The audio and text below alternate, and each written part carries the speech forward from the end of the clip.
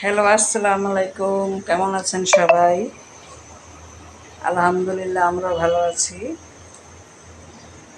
আজকে ব্লগটা শুরু করে দিলাম। এখন করলা ভাজি করব। এই করলা আমের আচার বানাবো। গরুর মাংসটা ভিজিয়েছি আর এই চুলায় ভাত দিয়েছি। আপনারা আবার এই কড়াইটা দেখে কেউ হাসবেন না, কারণ এটা আমার শাশুড়ির আমলের কড়াই। এটার মধ্যে একটু ভাজি করলে ভাজিটা তেল তেলে হয়, ভালো হয়, লেগে যায় না। আর আমরা গরমে একটু করলা ভাজিটা খাওয়ার চেষ্টা করি। করলা ভাজিটা বেশি খাই।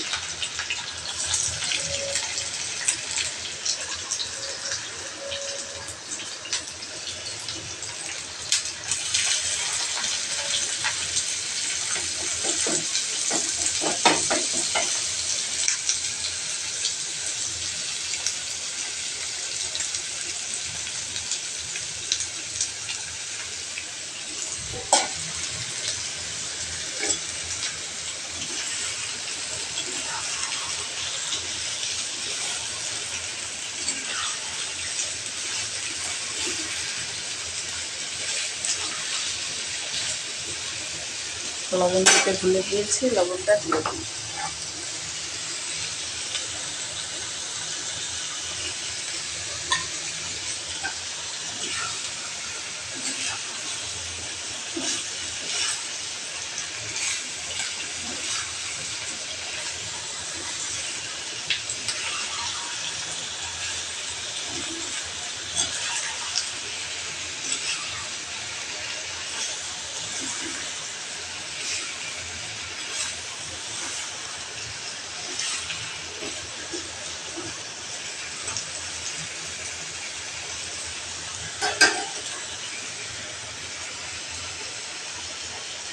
করলাটা ভাজি করার সময় প্রথমে জালটা একটু বাড়িয়ে দিতে হয়, কারণ করলার যে পানিটা থাকে সেটা শুকিয়ে যায়। শুকিয়ে গেলে করলাটা বেশি তিতো তিতো হয় না। পানিটা যখন শুকিয়ে যাবে তখন জালটা কমিয়ে দিতে হবে, আস্তে আস্তে ভাজিটা হয়ে যাবে।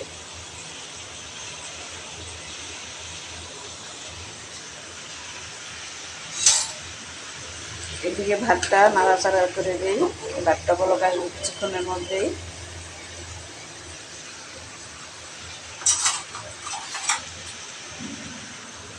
মাংসটা ভিজলে মাংসটা বসিয়ে দেব, আমের আচারটা বানাবো। আর আমি ফ্রিজে 2-3 দিনের জন্য পেঁয়াজ বুয়াকে দিয়ে, আমার হেল্পিং হ্যান্ড যে আছে তাকে দিয়ে আমি পেঁয়াজটা কাটিয়ে রাখি।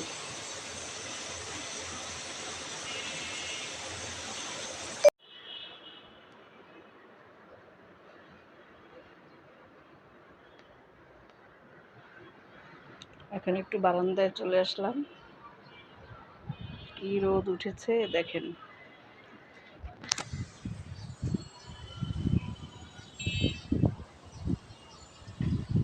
এত বানর আমাদের এখানে, গরমে একটা বানরও বের হয় না।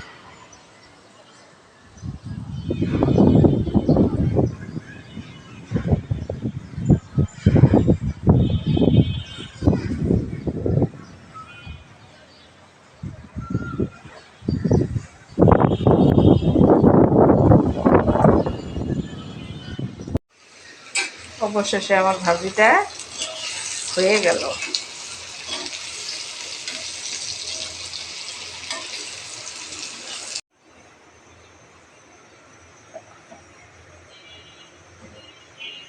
এখন দুটো ডিম রান্না করব। আমি বরিশালের স্টাইলে। বরিশালের মানুষ এভাবে রান্না করে খায়। এখন আমি এক্ষেত্রে পেঁয়াজ দিয়ে দেবো।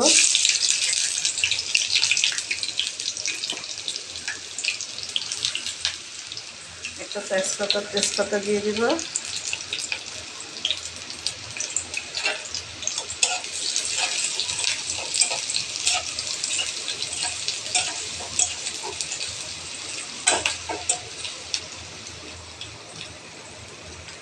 আদা রসুন পেস্ট,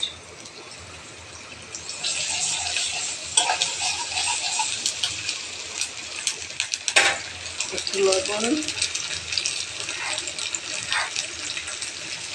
একটু লবণ,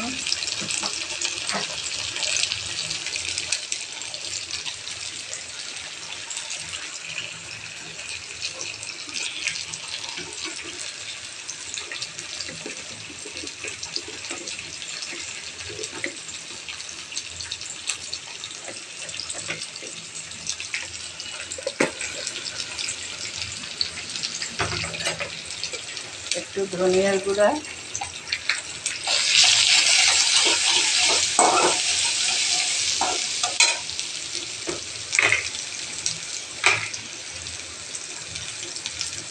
একটু মরিচের গুঁড়া,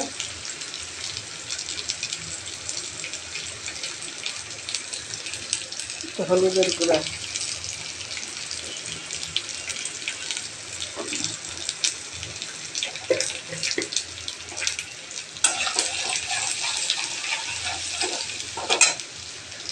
এখন আমি একটু পানি দিয়ে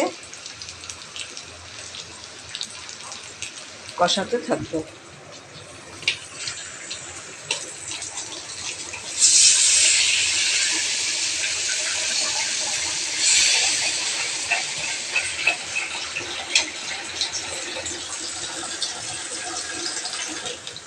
এদিকে আমার ভাতটা হয়ে গিয়েছে।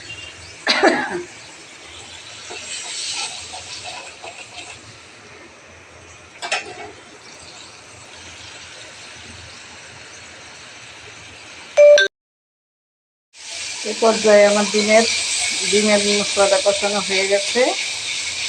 আর এই আরেক চুলায় আমি আমটা একটু ভাপে বসিয়ে দিয়েছি, মিষ্টি আচার বানাবো। আর ভাতটা থেকে দিয়ে ফেলেছি।